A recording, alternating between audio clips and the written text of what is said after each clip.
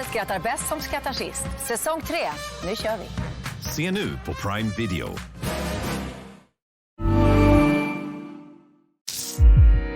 BBC Sounds. Music, radio, podcasts. This is In Our Time from BBC Radio 4, and this is one of more than 1,000 episodes you can find on BBC Sounds and on our website. If you scroll down the page for this edition, you find a reading list to go with it. I hope you enjoyed the programme. Hello, in 1957, the American physicist John Wheeler coined the term wormhole, which we understand now as a potential shortcut between 2 points across the universe. It's an idea that sounds like science fiction alone, and it may well be, where wormholes offer a way to move between distant galaxies and even distant times. Yet as scientists test whether wormholes could exist, they also test the laws of physics, in which those applying to the huge can differ so much from those of the small, in case, as Einstein hoped, one unifying law might apply across both. With me to discuss the ideas around wormholes are Andrew Ponson, Professor of Cosmology at Durham University, Katie Clough, Senior Lecturer in Mathematics at Queen Mary, University of London, and Toby Wiseman, Professor of Theoretical Physics at Imperial College, London. Toby Wiseman, before we explore wormholes, can you give us some idea of how large the universe is, and therefore why shortcuts might be desirable? Indeed I can. It is extremely large. The starting point for thinking about how large it is to think about how old it is. And as we understand it, it's about 14 billion years old. So the universe started with a Big Bang, which is where we understand time and space originated as we see them today, 14 billion years ago. It's been expanding ever since. And the furthest out we can see in our universe is really the distance that light has travelled in that 14 billion years. So when we look at the furthest objects away from us, we're looking back in time, and the furthest we can see are the objects that were very early on after the Big Bang. And roughly speaking, when you do the calculations, that's something like 14 or of order 14 billion light years away. And for some context, a light year is an extremely long distance. So it takes 8 minutes for light to reach us from the sun. So that's 8 light minutes. To the nearest star other than the sun, it's about 4 years, so 4 light years. So the universe is roughly tens of billions of light years across. So huge.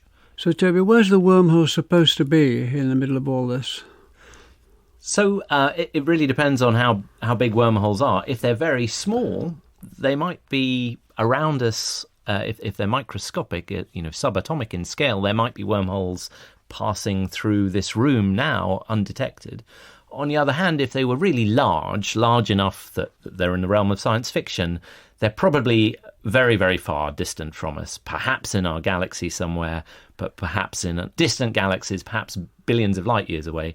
If they were too close, certainly there are none in our solar system. Otherwise, I suspect we would have seen them and the dramatic effects that would be seen around them. Can you talk about what we hope to find outside? You've used the 14 billion years, but outside of the universe, how big is that?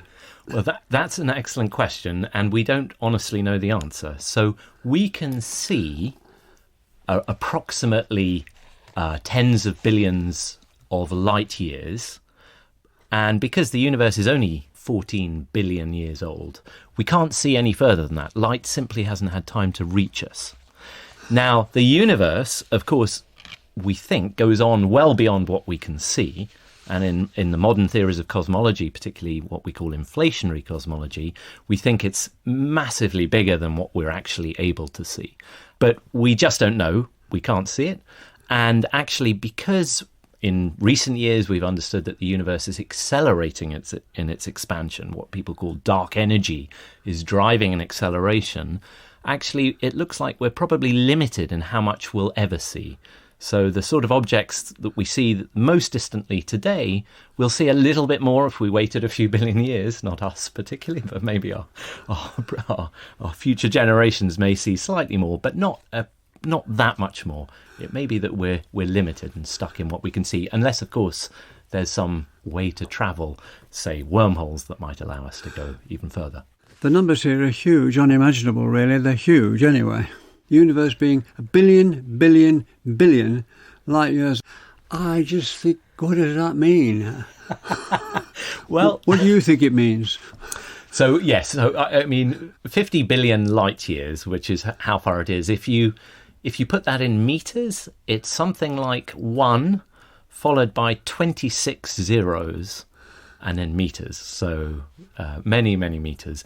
It's just vast. It's difficult to imagine. I'm not very good at imagining things, to be completely honest. And fortunately, because of the mathematical description we have of the universe, we don't have to be able to sort of comprehend those numbers in order to understand the physics and understand our observations. But it is mind-boggling. I mean, it's impossible to comprehend. I defy anyone to. Andrew Ponson. As we'll hear, the idea of wormholes was born from questions about the unimaginably large and small. What do we need to know about Newton here? Well, Newton, in many respects, is a foundation stone for how we understand physics today. And of course, he was working at a very different time in the mid-17th century when the whole enterprise of science or natural philosophy was quite young.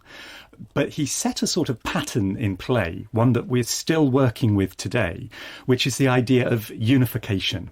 So instead of trying to explain all different things that we see with completely different explanations, Newton was one of the first great scientists to really try and simplify and explain very complicated big things in the simplest possible way.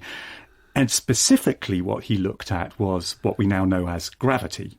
And the unification he was able to make is between the phenomena that we experience here on Earth, where if I drop something right here, it'll clang on the floor, and the movement of planets in the heavens, which on the face of it are two completely different things. You know, Johannes Kepler had studied the movement of planets extremely accurately. It was known how they move around in the sky. But the idea that this could be explained by the same basic idea as gravity here on Earth was a really remarkable leap of the imagination, if you like. But it turns out to be, to a large degree, correct. However, despite the fact that that is something that we still rely upon, this idea of unification, and we still strive for today, the details of what Newton proposed are not quite right. And it's not his fault at all. He just didn't have access to the kind of knowledge and mathematics that we have access to today. But in particular, the way he conceived of gravity just doesn't really fit with developments that came later. Why not? Well, in particular, there were developments, if you fast forward to, say, the mid-19th century, seeing how electricity and magnetism, other forces, behave. And the work of people like Faraday and Maxwell also unified a lot of these phenomena, so that magnetism and electricity and even light came to be described in a unified way, in much the same way as Newton wanted to do. But it gradually became clear by the end of the 19th century and beginning of the 20th century that the unification of electricity and magnetism and light was not compatible with Newton's unification of gravity and the way that he was describing space and time within that unification. And the idea of wormholes emerged from Einstein's work trying to reconcile the large and the small. What was that work? Yeah, so he was trying to reconcile electromagnetism, so that by the end of the 19th century was really very well understood, and it was understood that electricity and magnetism and light are all different parts of the same unifying idea. But he was trying to unify that with Newton's conception of space and time. And Newton had the idea that space and time are sort of arena in which interesting things happen. So they're sort of fixed background, almost like a grid. If you imagine a sort of grid being laid out on a page in a maths lesson or something. That was Newton's conception of space and time. They're a grid-like structure.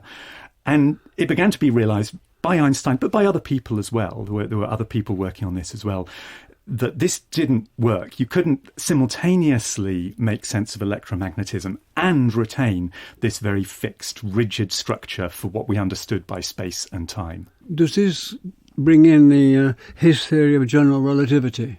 Yes. And how does that work? So in the end, the culmination of this work was Einstein's theory of general relativity, which really In a nutshell, there are two big differences compared to Newton's vision. One is that space and time need to be brought together. So actually, this is another unification, that what we think of in our everyday experience as space and what we think of as time, which seemingly two very different phenomena, are actually part of the same thing, a unified idea called space-time. And if you try to understand one in the absence of the other, you're only led to contradictions. So that was one part of the idea. The other part of the idea is that once you can understand space and time together, you also need to understand that they can be distorted. So unlike Newton's idea of a fixed grid, you now have something much more elastic, much more dynamic and alive and sort of taking part in the universe rather than just being an arena against which interesting things happen. Thank you very much. Katie Clough, one of the challenges is so much is unpredictable. Why is that? So one of the main challenges that we still have is another unification, linking to what Andrew was saying, is to try and unify quantum physics and classical physics. In classical physics, this is the kind of physics that we're mostly familiar with. So if I throw a ball and I know everything about the ball and how I threw it, it will follow a particular path and it will end up in a particular place.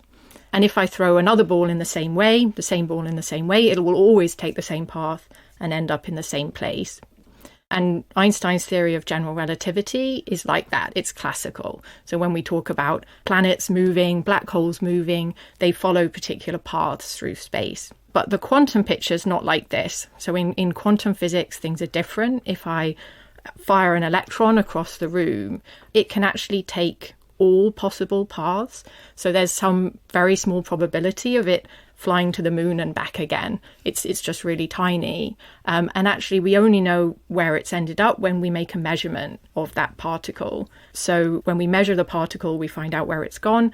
But if I repeat the experiment and I keep firing electrons across the room, then unlike with the ball, every time I take the measurement, I'll find it in a different place. And so what the quantum theories predict is the probability of making a measurement of the position of that particle and not the particular path that it will take. And so the real difficulty is in how to unify these pictures. So we actually think that the quantum picture, although it's in some ways it sounds more far-fetched, it's actually the more fundamental one.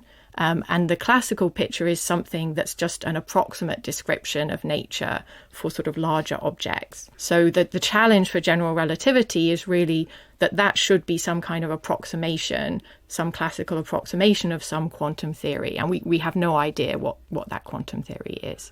And Einstein linked up with Rosen, another physicist, and he set their hair running on the idea of wormholes. That's right. So actually Einstein really didn't like this idea of quantum physics. He didn't like this idea that we couldn't predict precisely where we were going to find the particle, and other ideas about entanglement of particles, that somehow a measurement of a particle in one place can affect the measurement of a particle somewhere a long way away. So he and his colleague Rosen came up with this idea that they called bridges between sheets, and that we would now recognise that as being wormholes. But their idea wasn't really to sort of travel to distant parts of the galaxy. They had in mind that these would be particles, so this would somehow explain particles in a classical way. And these Einstein-Rosen bridges that they constructed, it was a really nice idea, but it actually didn't really work. So we now know that particles are not small wormholes or small black holes. But nevertheless, it was a kind of an idea that gave birth to a lot of this idea of wormhole physics. And the name Einstein-Rosen bridge is now given to the wormhole that you find in black hole spacetimes. So there's a relationship between black holes and wormholes? So it's actually, if you take the full mathematical solution for a black hole, you find that there's a wormhole in it. So it's not a wormhole that you can travel through. The full solution for a black hole actually is that the black hole connects two separate universes. And so you can't go through the black hole to the other universe. But what you could potentially do is two people, one from each universe, could jump into the black hole and then they could exchange information, it would be a one-way trip for them. So they would end up at the singularity of the black hole and they would be torn apart by tidal forces. So it would be, you probably wouldn't get many volunteers for people to do it. But in principle, you could have two people jump in and be able to communicate with each other. So in that sense, it is a bridge. It is a wormhole between two separate parts of potentially the same universe or different universes. Can you just graphically describe exactly what you imagine when you use the word wormhole? So I think we often have a picture in mind of a wormhole in two dimensions. So we usually think of it as being a sort of a sheet that's a funnel, and then the other end of the funnel connects to another sheet. And so when we think of going through the wormhole, we start on one of the flat sheets, and then we move through this funnel and we come out on the other sheet. And that's a two-dimensional representation of the four-dimensional space-time. So I think in terms of how they would look, they wouldn't look like that. But that's the picture that I always have in my mind of wormholes. You've talked about billions here and there. How long are these wormholes thought to be? Well, in principle, they could be as long as you like. There's no sort of specific length for it.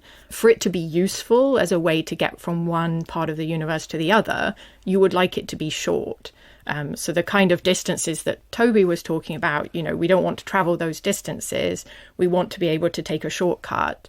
And I think that's the interesting thing with wormholes is there's no reason that the tube has to be as long as the long way round. The two ends can be separated by billions of light years, but the tube itself can be even just a light year long, say, or even shorter. You see these tubes like arteries joining bits of the universe that we can't see and can't even ascertain are truly there, and they're finding comparisons galactically separate from each other. Yeah, that's it. That sounds a project, isn't it? It sounds, yeah. Toby, can I come back to you? Maybe one thing that's of relevance here is, and I don't want to be a party pooper, but in Einstein's equations of general relativity, which are, as Andrew was saying, the modern way we understand gravity. So Einstein says matter bends space and time around it, and it's the bending of that space-time that we then perceive to give a force of gravity as we move through that bent space-time. That replaces Newton's idea of there being a force. But one of the important things about Einstein's understanding of space-time is he wrote down this amazing equation that links how space and time is bent to the matter within it. What does that mean? What do you mean to the matter within it? So when there's matter, his equation tells you that space and time bends, and that's what gives rise to gravity. So, for example, the Earth, if we put that into Einstein's equations, will bend space and time around it, and that's what gives us the perception of a gravitational field due to the Earth. That's why we're standing on the surface rather than floating. However, Einstein's equations are really tricky to solve. So you can put any space-time you like into his equations, and his equations will tell you there's some matter that will support that bending of space-time. So you can put your craziest space-time in that you like. But then we have to face the fact that matter has to obey its own laws, in particular quantum mechanics, as Katie was saying. And quantum mechanics doesn't allow, it's pretty exotic, but it also has some reasonableness to it. You can't do anything. So the real challenge with Einstein's understanding of space-time, particularly when we start thinking about wormholes, is that you can write down these terribly exotic-sounding space-times that connect one very distant region to another through a peculiar space-time tunnel, as Katie was saying. But there has to exist some matter in our universe that will support that solution, that will drive that curvature. And the sort of matter that you need for wormholes is, as you might have guessed, extremely exotic. And so the real conundrum in this area is, does there exist matter that could support these sort of wormholes of science fiction or not? Thank you. Can we take a step back, Andrew, to John Wheeler, who coined the term wormholes? How did he arrive at coining it? Well, John Wheeler is a fascinating character and had an enormous impact on theoretical physics in the mid-20th century. And one of his many talents was to come up with great names for things.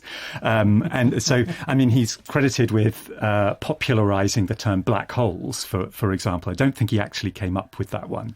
But once you're sort of into the idea of a black hole, which is the idea that there can be a bit of space that is sort of sucking in things so in such an extreme way that, yes, a collapsed star, and it sucks things in such an extreme way that, nothing can get out, not even light. And so the word black hole sounds pretty good for that. It's probably a fairly small jump to go from there and say, well, if it can go in and then come out somewhere else, well, it's a bit like a wormhole. I mean, John Wheeler was just full of sort of enthusiasm for these very exotic ideas. It had actually come from a deeply practical interest in nuclear fusion. Like many American theoretical physicists of the time, he was deeply involved with the project to build nuclear weapons. But when he sort of emerged from that, many of those people started turning their attention to astrophysical questions, which is a more natural step than it might at first seem, because stars are nature's fusion reactors. They are giant nuclear reactors out there in space. And so it was quite natural for people emerging from this program to start thinking about how nuclear reactions proceed in space, and what happens when you run out of fuel. So this is how he got interested in all of these topics. But he actually ended up picking up the baton from Einstein and Rosen, the kind of stuff that Katie was describing. Einstein and Rosen were trying to explain reality, essentially, to try and unify our ideas of what matter is with Einstein's older ideas about what space-time is and how gravity works. And in effect, John Wheeler ended up picking up that program and attempting to do something a little bit similar in the wake of Einstein's death. It ultimately turned out to be an unsuccessful program amongst many very successful things that Wheeler did. But he did leave a lot of very inspired people. And so although the program he was pursuing was perhaps not quite on the right lines, its inspiration lives on. And one of the ideas that came out of it that really flourished was this idea of wormholes and what they might teach us about what do these equations really mean. Ever wondered what it feels like to be a gladiator, facing a roaring crowd and potential death in the Colosseum? Find out on the Ancients podcast from History Hit. Twice a week, leading experts and academics delve into our distant past and discover secrets thought lost to the sands of time. Join me, Tristan Hughes, as I hear exciting new research about people living thousands of years ago, from the Babylonians to the Celts to the Romans, and visit the ancient sites which reveal who and just how amazing our distant ancestors were. That's the Ancients from History Hit. Ja, vi är tillbaka. 10 komiker, 6 timmar, men en regel. Skrattar du, åker ut. Var det du? LOL skrattar bäst som skrattar sist. Säsong 3, nu kör vi. Se nu på Prime Video. Well, I'm going to turn to you, Katie, for this. What evidence is there that these wormholes do exist? Well, this could be a very short answer because, in fact, there's no evidence that they exist.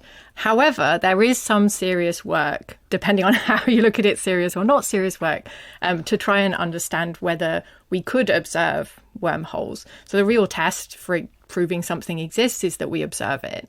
And actually, wormholes, it depends a little bit on what wormhole you're talking about. So there are different models depending on if they're made of different things and how they've been constructed. But wormholes can look a lot like a black hole from the outside. So if they look a bit like a black hole from the outside, how would they appear in our observations? And actually, we're in a kind of golden age of gravitational observation. We've been taking pictures of the supermassive black hole at the center of our galaxy, and we've been receiving gravitational wave signals that we're now able to detect from black holes that are spiraling with each other and merging in sort of big collisions of these black holes. And so some people have been asking the question, using these observations, can we tell if these are really black holes, or maybe they're actually, one end of a wormhole that's colliding with another wormhole? And these would actually give potentially differences in the signal that we would see, the signal that we detect. If the wormhole exists as a hole that goes into something at one end and comes out at the other, what would you suggest it does look like, the universe looks like when it comes out? Yeah, so what you want is the wormhole to be not a black hole. So ideally, the throat of the wormhole should be outside any kind of event horizon, because otherwise you're going to get trapped in the event horizon area. So you want it to be somehow bigger than a black hole would be. And then what would happen is you would fly into the wormhole and you would really come out in another place. So wormholes from the outside would look something like a big soap bubble. So they wouldn't be a tunnel. So as I was saying earlier, in our mind, we sometimes have this image of a sort of funnel, a two-dimensional surface that's a funnel. But in real space, they would actually be a kind of a bubble that you would fly into that bubble and you would come out of another bubble somewhere else in the universe. But what is the speculation about the something else you'd come out to? But that's exactly it. So that's the danger, in a way, of flying into a wormhole, is you don't know where you're going to end up, and you might be very disappointed.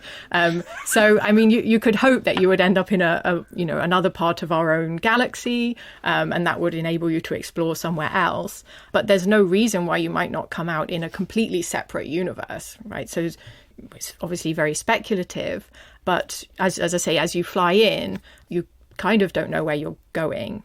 Although in principle, you could actually see through the wormhole. So light can also travel through the wormhole if you can travel through the wormhole. So you could imagine that you could kind of look through with a telescope and try and see if you recognize the stars there, and maybe you can match them to another part of the galaxy. And then that might give you enough confidence to fly through it. So the universe you're talking about is just one of many universes? Yeah, so it could be, yeah. So it could be you go through and you end up in our universe, but it could also be you go through and you end up in a different universe. Can you take that on, Toby? I'm a very conservative sort of person, and I mean, some of the things we've learnt in the last sort of 15 years or so, maybe even longer, is that in reality, the sort of matter that you would need for the sort of wormholes that Kate is describing in science fiction that we could actually travel through, according to what we understand about matter at its sort of most fundamental quantum levels, we don't believe that sort of matter exists, or we have no indication that sort of matter exists in our universe that could create these sort of tunnels that humans could pass through. Interestingly, it is the case, and there was serious work a few years ago now, it is the case, rather surprisingly, that theoretically a description of a wormhole was given that was pretty mathematically consistent, actually using the sort of matter that we know does exist in our universe in a very quantum state. So the sort of matter that we know exists by particle physics experiments, for example. And it was very surprising, but the big caveat is these wormholes would be absolutely tiny, so subatomic. So there is no sense in which humans could pass through them. Of course, we don't really know what's out there. We're actually quite limited in our understanding of the wider, the larger scales in our universe. We can't visit them. We can only look at them, peer at them with our various telescopes. And so we don't really understand what's out there. It's likely that there aren't wormholes that we could pass through out there, but I suppose you never know. And if we just take Einstein's theory, Einstein doesn't rule them out, but no one has seriously tried to create a wormhole in a laboratory.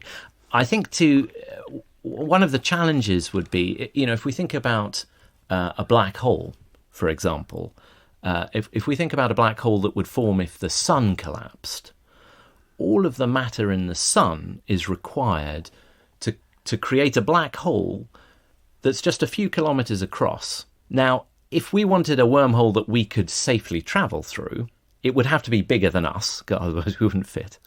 So it would probably need to be something like kilometres across if we were to have any chance to go through it.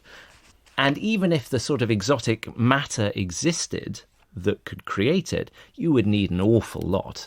You would need, the sort of amounts of mass that the sun has, I would imagine, to support something like that. So Einstein's theory is really a theory of the macroscopic.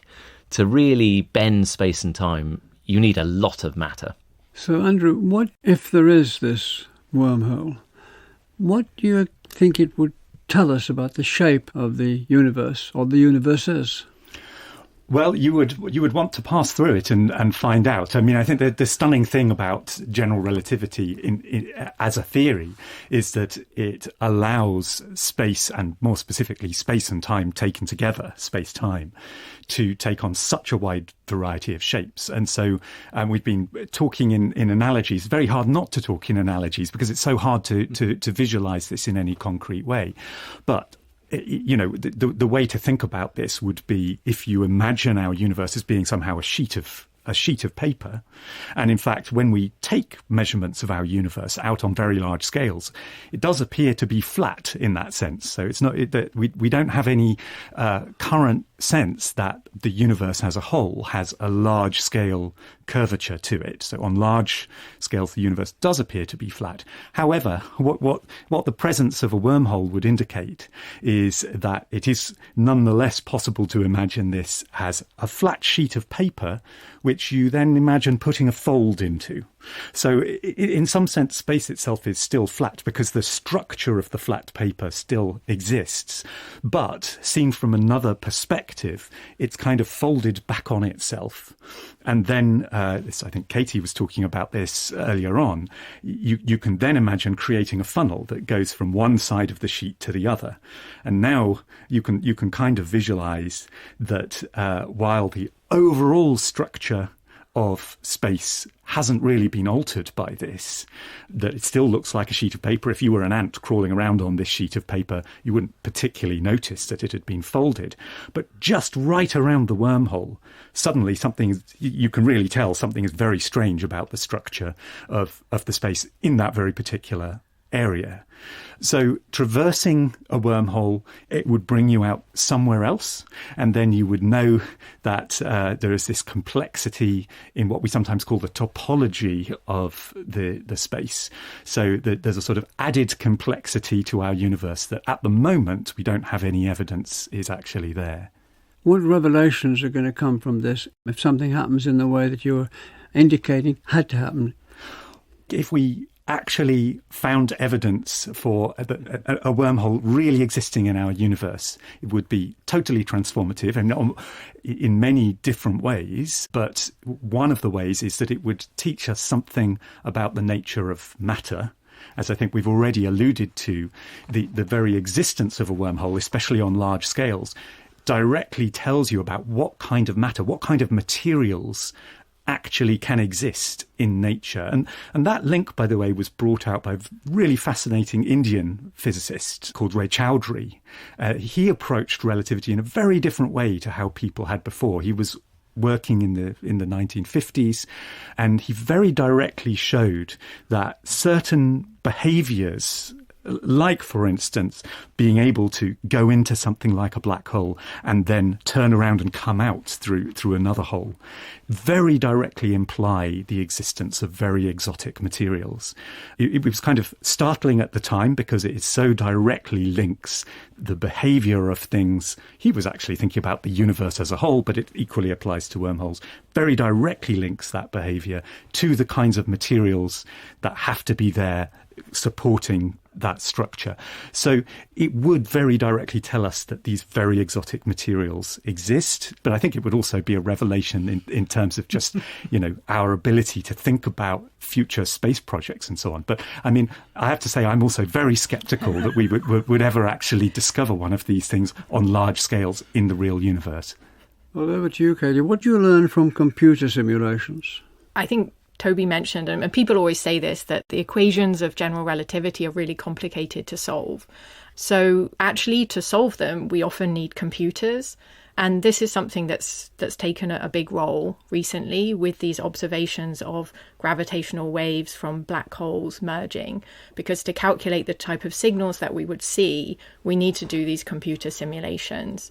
So in the context of wormholes, when I was saying about, we want to look for evidence of wormholes, we can do the same thing where we can look at what signals we would get if these wormholes were merging, and then potentially we could go and look in the data and see if they're there.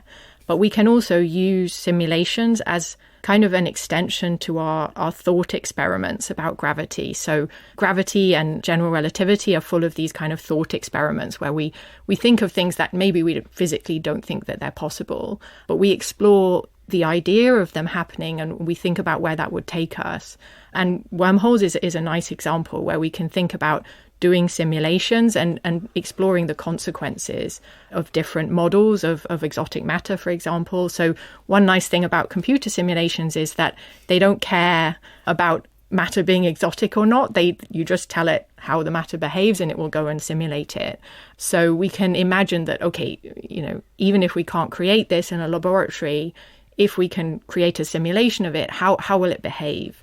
And what kind of features will it have? Will it be stable? Will it collapse? And I think this is quite an exciting way to extend what we know. Well, just to take one step back for a second, Toby. Well, assuming that we discover some exotic form of matter that supports these things. Can you explain what you mean by exotic? Exotic? Well, when you start writing down these spacetimes that would have wormholes in them, and you put that into Einstein's equations tell you that the matter has to have negative energy. What does that mean? So, well, energy in some sense is the potential to do stuff to other things. And in classical physics, matter always has positive energy. Negative energy is a very strange concept. It's sort of the ability for things to do stuff to that object. And in classical physics, there isn't matter with negative energies. Energy is always positive, but in quantum mechanics, and quantum mechanics, as we've already said, as Katie said, it's a pretty strange theory, and it does allow strange things to happen within limits. And one of the things it does allow is negative energies to exist. So there's something very famously discovered in the late 40s called the Casimir effect, which is actually precisely where matter, under certain circumstances where it becomes quite quantum, allows negative energies.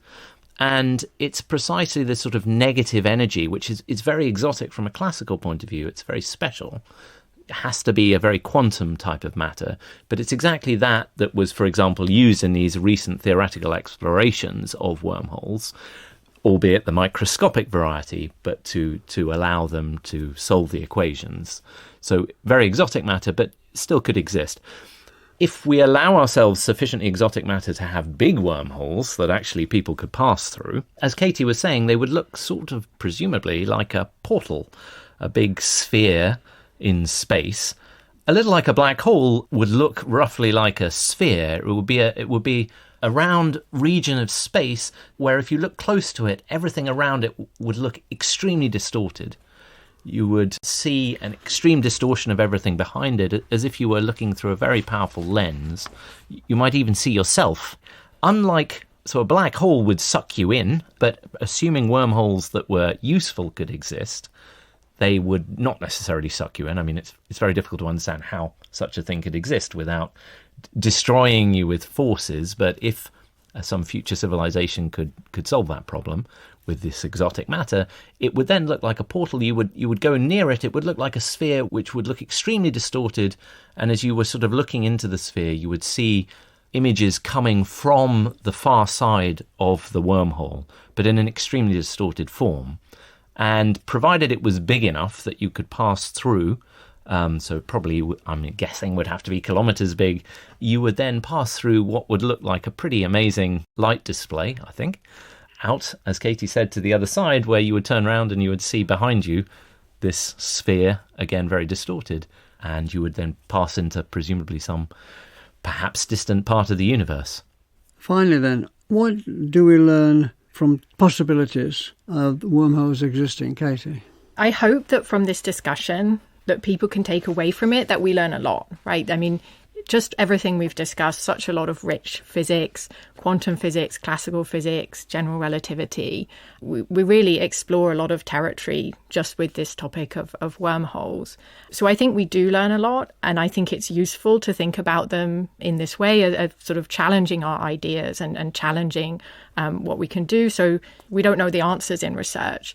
We have to make some wrong guesses before we get to the right answer. We can't go straight to the answer. Maybe we have to travel through a few wormholes to get to the right solution. So I think it's okay to work on wormholes, and it's interesting and it can bring us things as long as we kind of keep our feet a bit on the ground and we're clear about what we're doing and why, and about the limitations of what we're doing. What position do you take on this, Andrew? I mean, I violently agree with what Katie said. But I think what's so interesting about it is that if you look at the history of physics, it is a history of being very bold and not being afraid to tackle these seemingly crazy ideas. And relativity, even the bits of relativity that are very well verified, has very strange consequences. Things that to us seem very counterintuitive, and yet experiments show that they are true. For example, the time travel into the future, you can actually show experimentally that is going on within experiments you can construct and test. Quantum physics is another example. It's a very strange world, and yet experiments show it's correct.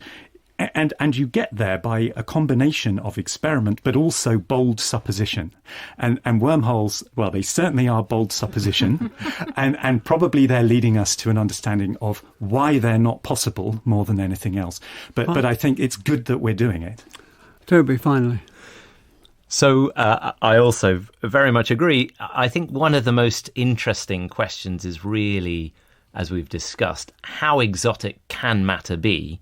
How strange and bizarre is quantum mechanics allowed to let matter and energy be? And we've learned a lot. So whilst one might, in the back of one's mind, be thinking about wormholes, many of the questions come down, the sort of hard maths questions come down to what does quantum mechanics restrict matter, or how does it restrict matter? And actually a lot of serious progress has been made on that.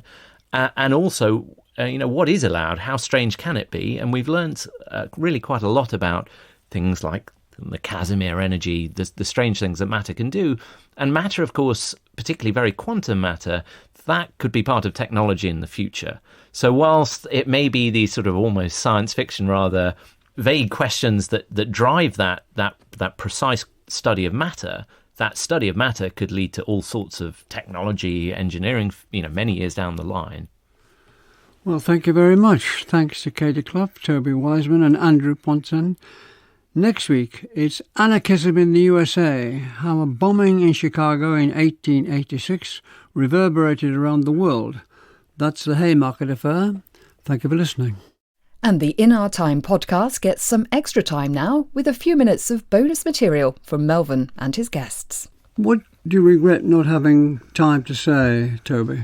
Well, I think one of the things that perhaps it's nice to say is just how remarkable our understanding of the universe is, given Einstein's theory of general relativity. I mean, we've talked about how wormholes probably don't exist, but at the same time, maybe it's worth emphasizing that perhaps the most exotic phenomenon that we could imagine, which is the Big Bang, where the whole universe was scrunched into sort of infinitesimal size in the past, that really did happen as far as we understand. And I mean, that's more exotic than anything. I mean, that's so unimaginably exotic that I think we don't even bother to try and imagine it. It's difficult. Also, black holes out there, as Katie was saying, we're pretty sure they exist now. We've got amazing observations of them. Mathematically, they've been proven to exist. And these are incredible structures, incredibly bizarre regions of space-time where they're incredibly curved, and if you fall inside, you encounter what Katie mentioned before, the singularity of the black hole, where space and time are literally sort of torn, and you would be crushed to infinitesimal size. And all of this we really do believe is out there. So it's an absolutely remarkable universe, incomprehensible universe, really. So the fact that perhaps wormholes don't exist shouldn't dull our wonder. And yet you make calculations about it. You talk about it as if you were talking about going down the street to a shop. What gives you the confidence to do that? Well, so years and years of experiment versus theoretical understanding of the laws of nature. So the history of physics is really one where new theories are proposed, they're tested by experiment. Experiment maybe discovers some defect in the theory is modified. But where we've landed up is a very interesting place where we have it mathematically a description of our universe which is incredibly elegant and beautiful. And it, to those who perhaps are not so keen on maths, they may disagree with this, but to those who enjoy mathematics, these are theories that describe pretty much everything we've ever observed, and you could write them on a T-shirt. In fact, famously, the particle lab called CERN in Geneva has a wonderful T-shirt that has the laws of physics written on the T-shirt. So they're incredibly simple mathematical structures, which we, as I think my Katie and Andrew would agree, we as theoretical physicists feel have been discovered rather than constructed by us. They've been revealed and uncovered over years. And it's that simplicity and the depth to which they enable us to understand everything we've really observed, from the very large to the very small, that is what gives us some confidence in these theories. I think the thing that occurs to me when sort of reflecting on this as a topic as a whole is just how rich physics theories can be. And I mean, we're specifically talking about general relativity here, but I think you can apply it to other theories as well, in the sense that you might imagine, Einstein writes down some equations, what we now call the Einstein field equations, and they're supposed to describe general relativity. And that's it, right? That's the theory. And yet, here we are more than 100 years later, still trying to understand what the implications of that equation are. And I mean, it's very compact. It looks very simple on the page, but actually tracing through what are the consequences of that and how does it change our understanding of the world then plays out over so far 100 years. And it's not just Einstein's theory that's like that. Certainly understanding what Newton's account of gravity and more generally the universe meant took hundreds of years. There's still people really, there are still aspects of even Newtonian physics that we don't yet fully understand. And certainly there's aspects of electromagnetism that we've discussed. And so I think, wormholes really bring into sharp focus the way that you can have a theory. And in some sense, it's specified, it's written down on the page, and yet there is still so much to understand. And personally, that's why I find physics exciting. And so that's why I like this discussion. What about you, Katie? So I wanted to give a sense of excitement about what's coming in terms of new data for gravitational physics. So I mentioned that we're living in a kind of golden age of gravitational data, but we're really only at the beginning. So we've been able to observe these gravitational waves from events happening in our universe, but we're really only looking at a very narrow frequency range. So we're sort of in the days compared to electromagnetic observations, where we were just looking in visible light through a telescope at one frequency. And with electromagnetic observations, as we opened new parts of the spectrum, so as we had radio telescopes, X-ray telescopes, we always discover something new about the universe that often we didn't expect. And that's what we're going to be doing over the next sort of 10, 20 years. We have new detectors being built that will be in space, new detectors, other ground-based detectors that will detect gravitational waves in different frequency ranges. So we're really opening this window on the universe in this messenger that is gravitational waves. And that gives us an opportunity to learn about gravitational physics. And it's my great hope that when we do this, we will discover something unexpected. Maybe a wormhole, maybe not a wormhole. But I really hope that we see something unexpected in these future observations. Going back to the start, you all say that in the first minute or so, more happened than at any other time, more change. Did that Big Bang, as it's been called, did that apply to all the universes that you can conceive, or just the universe? Oh, simply the one that's nearest us. That's the one. I mean, there are different theories. I mean, when it comes onto the multiverse, which is what you're talking about, where there are multiple universes, there are different theories about multiverses. So it really depends on exactly which theory you then home in on. But it's entirely possible that this is a sort of ongoing process. So although we see our universe as being 14 billion years old, give or take, so it had a very definite start at a particular moment. It's entirely possible that there are more universes being born right now. We don't have, as it stands, any evidence that that's the case, but we also don't have any evidence that it's not the case. So it could be an ongoing process on a sort of much larger, even more unimaginable scale. Toby, are you going to join in this? Are you sitting back being wise and silent? Well, yes, there's a lot we don't know. I think is probably what's worth emphasising, which exactly as Andrew said, which is why it's so exciting. So we have these gifts that we've been given of understanding of Einstein's beautiful theory, of our understanding of particle physics, and so now our generation of scientists have these amazing things. But there are still mysteries out there. We don't even understand, for example, the acceleration in our universe, even in our universe. So just our universe. And, that's for various reasons, particularly involving quantum mechanics.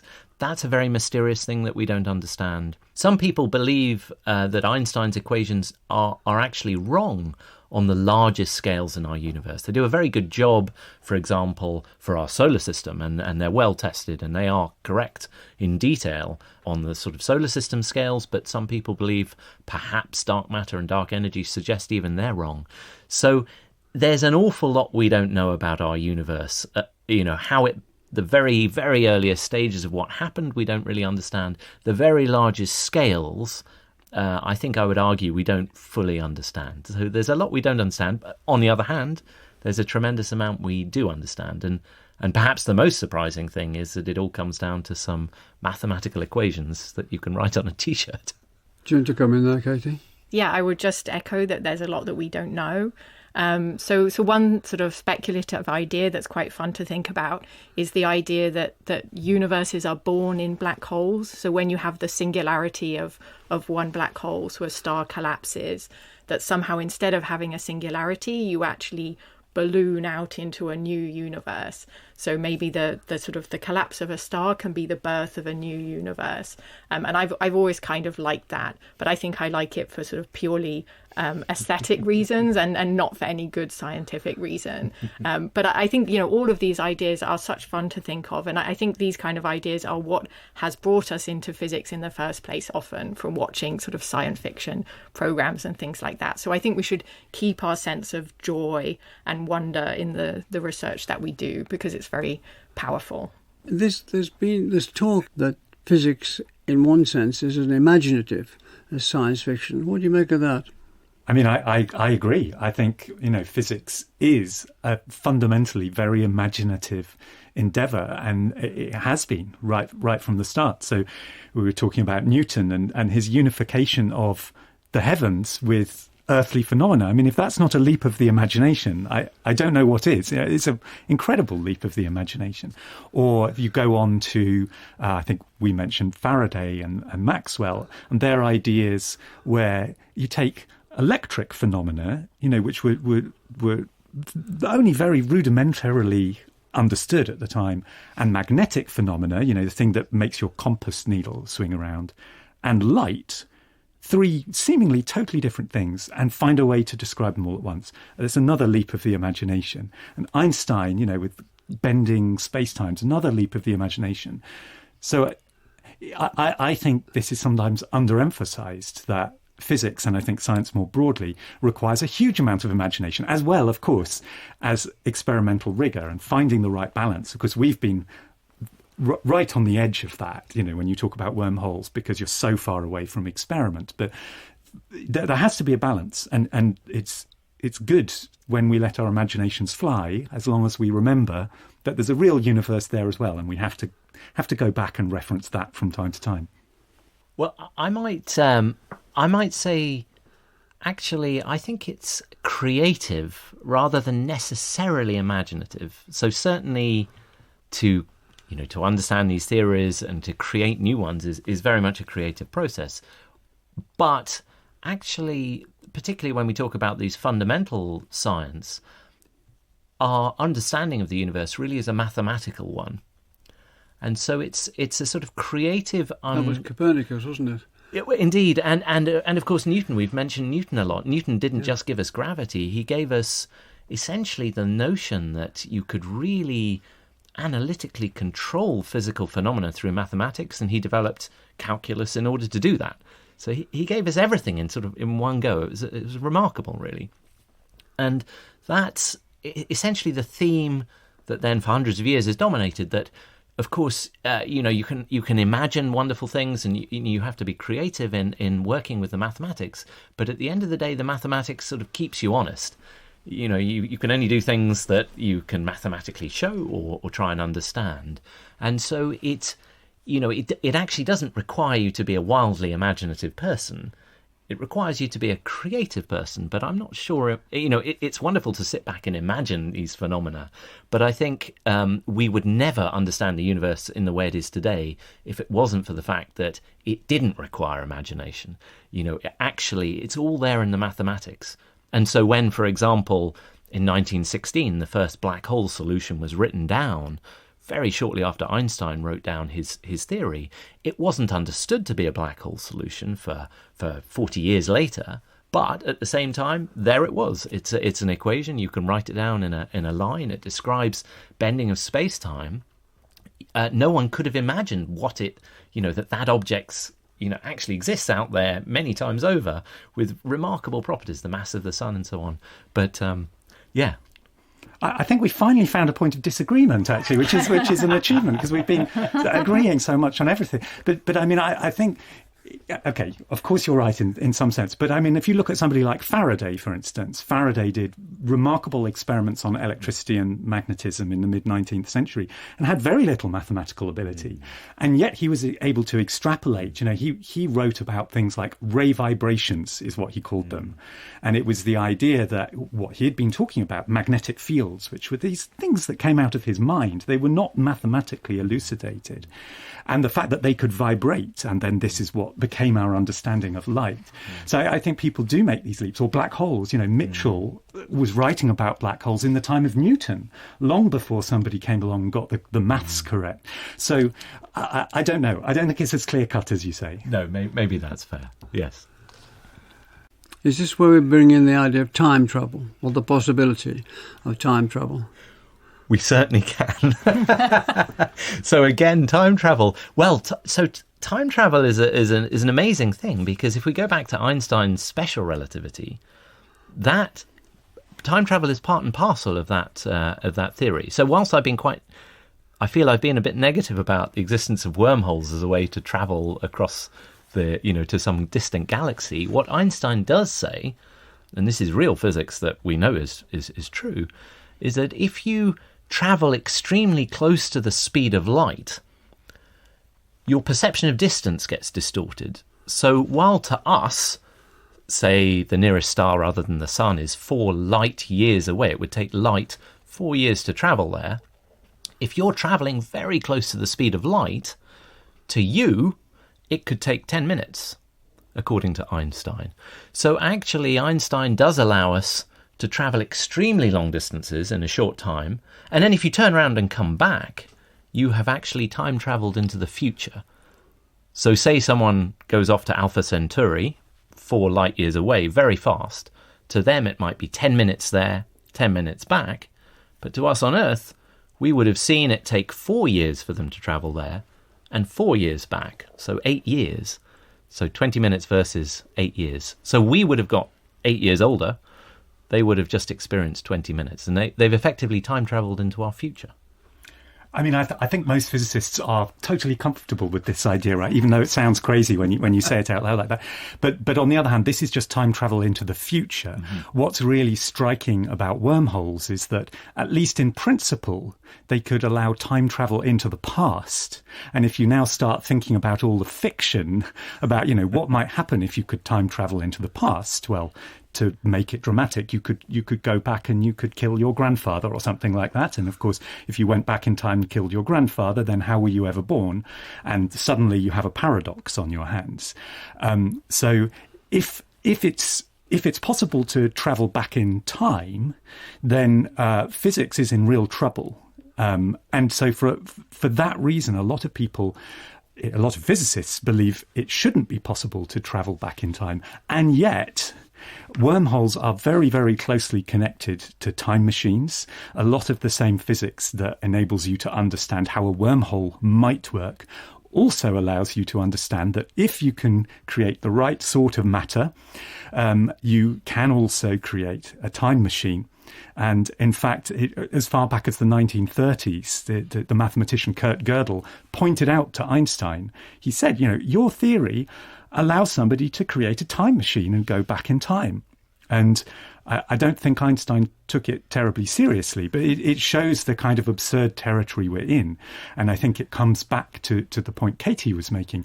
A lot of the interest in these ideas is in trying to work out what is it in physics that stops this from happening? Because we don't think it's reasonable, but it's also quite hard to pinpoint exactly why is it going to be prohibited.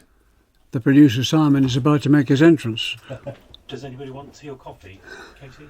A tea would be lovely. I'd love some coffee. A tea would be lovely, thank you. Yeah, very good. Thank you very much. In Our Time with Melvyn Bragg is produced by Simon Tillotson, and it's a BBC Studios audio production. I'm Gabriel Gatehouse, and from BBC Radio 4, this is Series 2 of The Coming Storm. There's a divide in American politics between those who think democracy is in peril and those who think it's already been subverted, hollowed out from the inside. In order to understand the deep state, you must understand the organizations within the deep state. As America prepares to elect its next president, we go through the looking glass into a world where nothing is as it seems, where the storming of the Capitol was a setup and the institutions of the state are a facade. It's all an illusion. Listen on BBC Sounds. Hey, I'm Don Wildman, and on American History Hit, my expert guests and I journey across the nation and through the years to uncover the stories that have made the United States. From first flight to first ladies, from stitching the Star-Spangled Banner to striking gold in California to shooting for the moon with Apollo. We've got you covered. Catch new episodes of American History Hit, a podcast by History Hit, every Monday and Thursday wherever you get your podcasts. Ja, vi är tillbaka. 10 komiker, 6 timmar, men en regel. Skrattar du, åker ut. Var det du? LOL skrattar bäst som skrattar sist. Säsong 3, nu kör vi. Se nu på Prime Video.